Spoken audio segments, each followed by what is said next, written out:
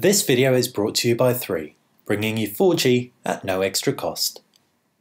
Hey guys, welcome to Big Tech. It's Basil here with a €299 phone that actually, when you read the specs, looks half decent. You've got a 5.5-inch display on here. If we pull in close, you can also see it's a pretty fair quality display. It's a lightish design, but it feels solid in the hand with its metal backing. This is of course the Huawei Ascend G7, giving you LTE and a lot of really decent specs for an affordable price point. We'll kick off by just talking you around that design, and you can see on the front that front-facing camera above the screen.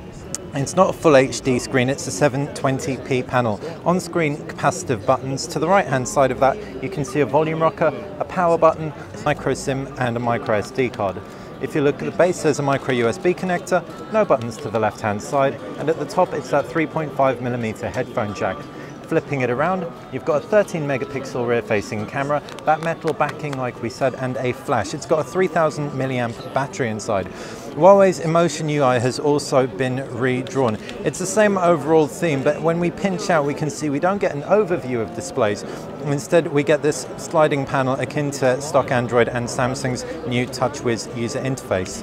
There's no applications tray, which is standard for Emotion UX. Pulling down with one finger you can see notifications, pulling down with two fingers it's still notifications. You can tap through to shortcuts on the right hand side.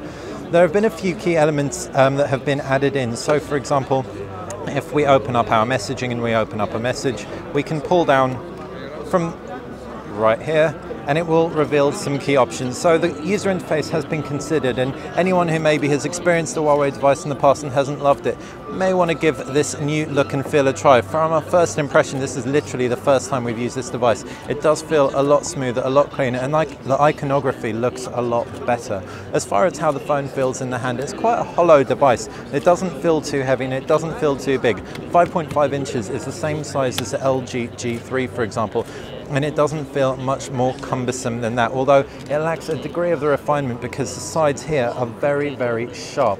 Not painful sharp, just noticeably sharp.